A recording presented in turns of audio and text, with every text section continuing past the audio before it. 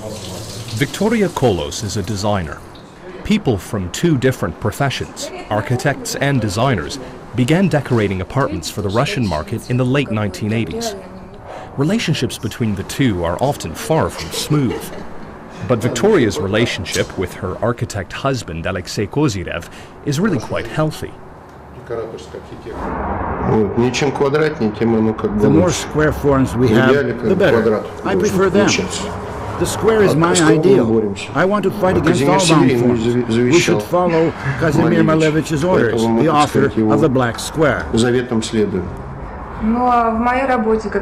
My work shouldn't have any rules. Downward stereotypes. Absolute freedom.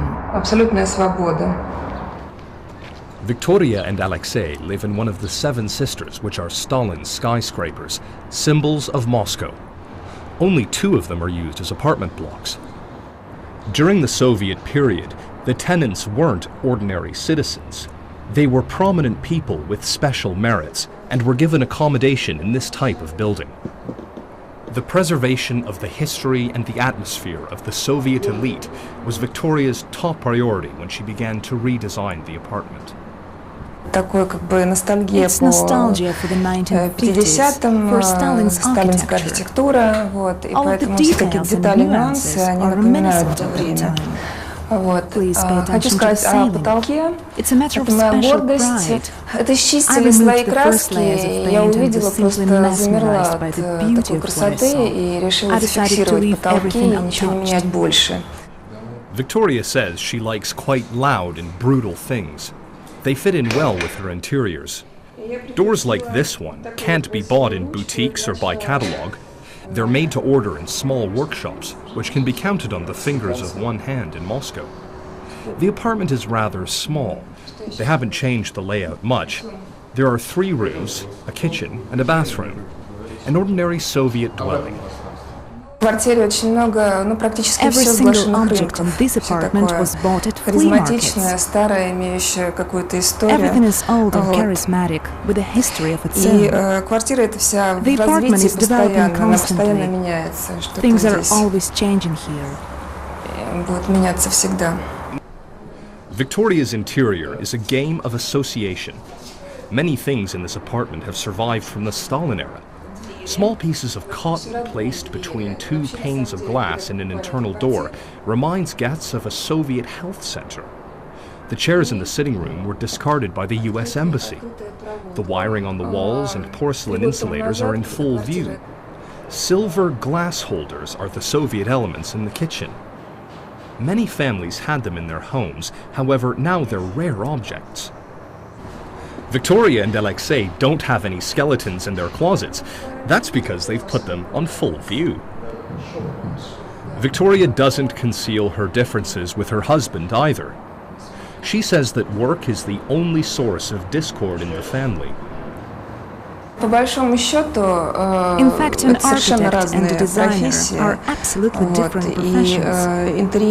Interiors decorated by architects are absolutely sterile and hypocritical. When you look at a picture and see a stylish but cold interior with just one chair for aesthetics, you can't imagine how people could live in such a place. The truth is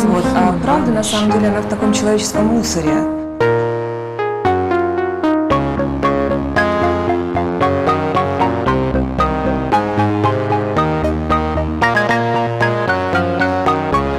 Objects with a history are the main source of inspiration for Vakhtan Kuchar. He has a love of all things antique. Each item inside his home could be a museum piece. His collection overwhelms visitors even from the doorstep. It's as if his home and interior decor have stepped out of a Russian classical novel. It's hard to believe that the whole thing was built at the turn of the 20th and 21st centuries. Vakhtan refused to pose for the camera. He asked a friend from St. Petersburg, who's an antiques expert, to take his place instead. At one time, he helped Vakhtan to create the right atmosphere and interior decor. He knows the history of every single piece. He started the tour with an old sofa dating back to the time of the last Russian emperor, Tsar Nicholas II. Был learned from archive material that the sofa was in the private quarters of the Grand Kremlin Palace. It was designed by the architect Ton. After the 1917 Bolshevik Revolution, when the interiors of Tsarist palaces were expropriated, the sofa was taken to St. Petersburg, and now is back in Moscow. Pieces from various eras are placed side by side. The Baroque meets the Empire style, French and Russian classicism. The furniture in Vakhtang's house could be used as a textbook for European interiors. It took more effort to source and buy the right items for the interior than to build the house itself. This fireplace is a legacy of the Russian chocolate king of Tsarist times, Abrikosov. It also fits harmoniously in the size of the study, because the height and the entire first floor were designed to match the doors and the fireplace. Kuchava's house is on the Rublyovo-Uspenskoye highway.